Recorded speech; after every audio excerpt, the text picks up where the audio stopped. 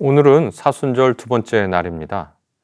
이날은 요나서 3장을 통해 하나님께서 우리에게 회개의 은혜에 관해서 말씀하고 계십니다.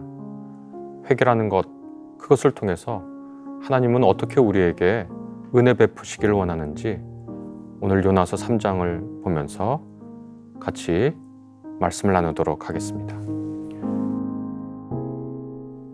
여호와의 말씀이 두 번째로 요나에게 임하니라. 이르시되 일어나 저 큰 성읍 니느웨로 가서 내가 네게 명한 바를 그들에게 선포하라 하신지라. 요나가 여호와의 말씀대로 일어나서 니느웨로 가니라. 니느웨는 사흘 동안 걸을 만큼 하나님 앞에 큰 성읍이더라. 요나가 그 성읍에 들어가서 하루 동안 다니며 외쳐 이르되 40일이 지나면 니느웨가 무너지리라 하였더니 니느웨 사람들이 하나님을 믿고 금식을 선포하고 높고 낮은 자를 막론하고 굵은 베옷을 입은지라. 그 일이 니느웨 왕에게 들림에 왕이 보좌에서 일어나 왕복을 벗고 굵은 베옷을 입고 제 위에 앉으니라. 왕과 그의 대신들이 조서를 내려 니느웨에 선포하여 이르되 사람이나 짐승이나 소떼나 양떼나 아무것도 입에 대지 말지니 곧 먹지도 말 것이고 물도 마시지 말 것이며 사람이든지 짐승이든지 다 굵은 베옷을 입을 것이요 힘써 하나님께 부르짖을 것이며 각기 악한 길과 손으로 행한 강포에서 떠날 것이라. 하나님이 뜻을 돌이키시고 그 진노를 그치사 우리가 멸망하지 않게 하시리라. 그렇지 않을 줄을 누가 알겠느냐 한지라.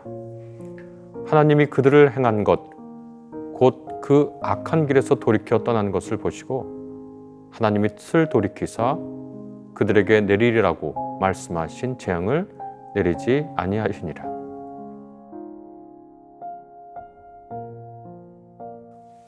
요나서의 말씀은 하나님의 선지자 요나가 니느웨에 간 이야기를 전해줍니다. 요나는 이스라엘의 하나님이 적대적인 도시 니느웨에 가서 그분의 은혜를 베풀어야 한다. 회개의 말을 전해야 한다. 라고 요나에게 명령하신 것을 마땅치 않게 생각했습니다. 그래서 요나는 하나님께서 주신 그 사명으로부터 도망치려 했죠. 여러분 잘 아시다시피요. 그러나 그것은 뜻대로 되지 않았고 그 와중에 그는 회개, 곧 하나님의 뜻을 수용하고 자신의 태도와 생각을 바꾸었습니다. 이 하나님께서는 두 번째 요나에게 나타나셔서 일어나 저 큰 성읍 니느웨로 가서 내가 네게 명한 바를 그들에게 선포하라고 말씀하십니다. 오늘 성서 본문에 보면 니느웨는 성벽으로 둘러싸인 큰 도시였습니다. 그냥 도시가 있고 성벽으로 둘러싼 큰 도시라고 하는 것은 문명이 상당히 발달한 위대한 도시라는 뜻이거든요. 거기에 보면 어느 정도로 크냐면 니느웨가 성인 남자가 사흘을 돌아다녀야 할 만큼 큰 곳이었다고 합니다. 어떤 학자들은 큰 성읍이란 뜻이 단지 니느웨 도시의 규모만을 말하는 것이 아니라 하나님에게 중요한 도시다라고 하는 의미를 뜬다고 해석합니다.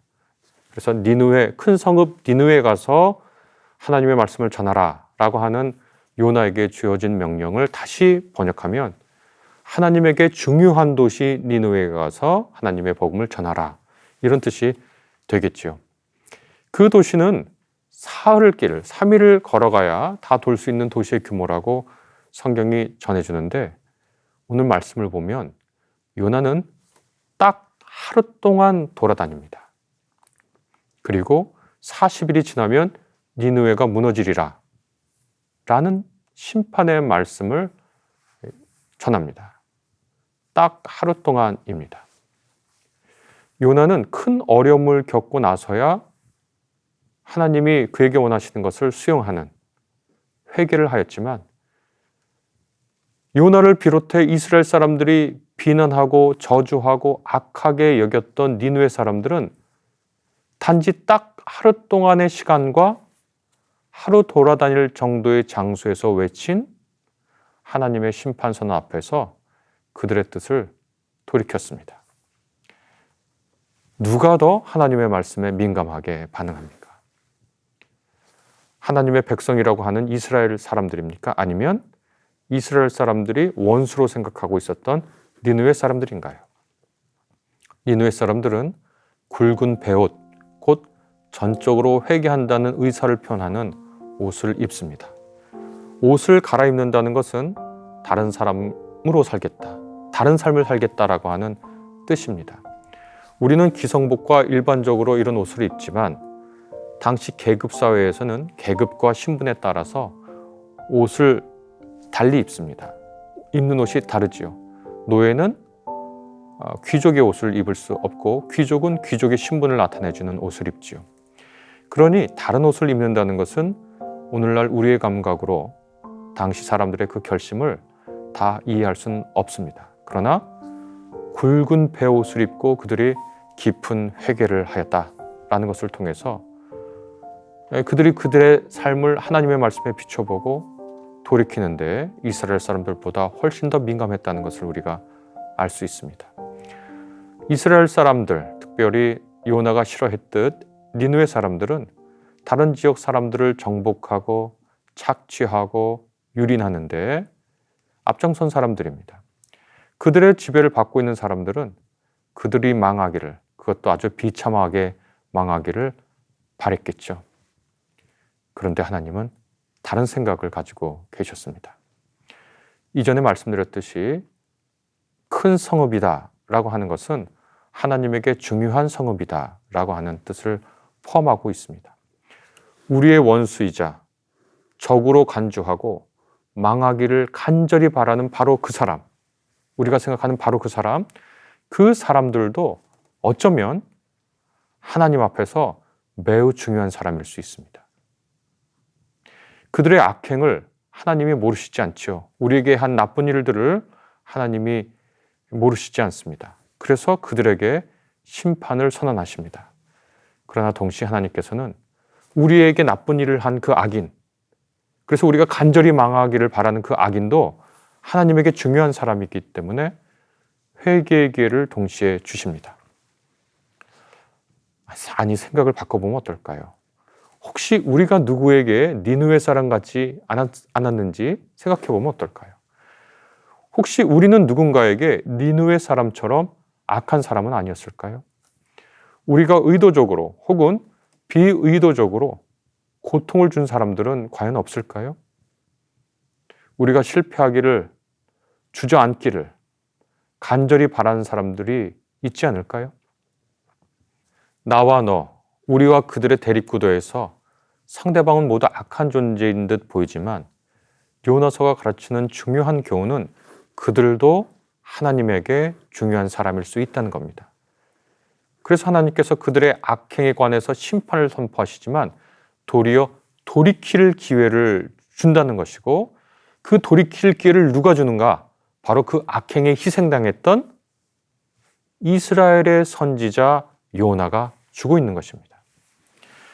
요나는 사흘 동안 걸을 만큼 큰 도시, 하나님께 중요한 그 도시를 하루 동안만 돌아다녔습니다. 그곳에 회개하는 일이 그런데 벌어졌죠. 그 지역의 지도자들은 이런 조서를 내렸다고 합니다. 니느웨에 선포하여 이르되 사람이나 짐승이나 소떼나 양떼나 아무것도 입에 대지 말지니 곧 먹지도 말고 물도 마시지 말라. 다른 삶을 완전히 돌이키는 거죠. 금식이란 뭐죠? 인간이 생존을 위해서 최소한으로 바랄 그 욕망마저 하나님 앞에 내어놓겠다고 하는, 새로운 삶을 살겠다고 하는 인간의 종교적 의지 표현입니다. 우리도 누군가에게 니느웨 사람이었고 우리에게 누군가는 니느웨 사람입니다. 그런데 하나님께는 모두 다 중요한 사람일 수 있습니다. 우리에게 악행을 저질러서 하나님의 심판이 되는 그 사람에게 하나님 오늘 우리에게 말씀하시는지 모릅니다. 너희가 그들에게 가서 회개를 이끌어내는, 하나님의 뜻으로 돌이키게 하는 그런 선진한 노릇을 하는 것은 어떻겠는가 하고 오늘 우리에게 말씀하시는 것 같습니다. 회개의 은혜입니다. 우리에게 회개의 기회를 주시고 회개할 수 있도록 인도하시는 하나님의 은혜입니다. 같이 기도하겠습니다. 회개의 은혜를 허락하시는 하나님, 우리 안에 밝고 따뜻하고 올바른 것을 찾을 수 없을 때가 많습니다. 그러니 우리는 주님에게 간절히 자비를 베풀어 주시기를 간청합니다. 회개할 수 있는 마음을 주시기를 기도합니다. 잘못을 고백하고 돌이키려 애쓰는 우리를 불쌍히 여기시고 회개하는 사람들의 몸과 영을 회복하여 주십시오. 우리가 미워하는 그 사람도 하나님에게 중요한 사람일 수 있습니다. 우리 역시 누군가에게 니느웨 사람처럼 포악한 사람일 수 있습니다. 우리가 피해자라면 하나님의 회개를 전파할 수 있는 기회가 우리를 통해서 일어날 수 있도록 주님이 인도하여 주옵소서. 예수 그리스도의 이름으로 감사하며 기도합니다. 아멘.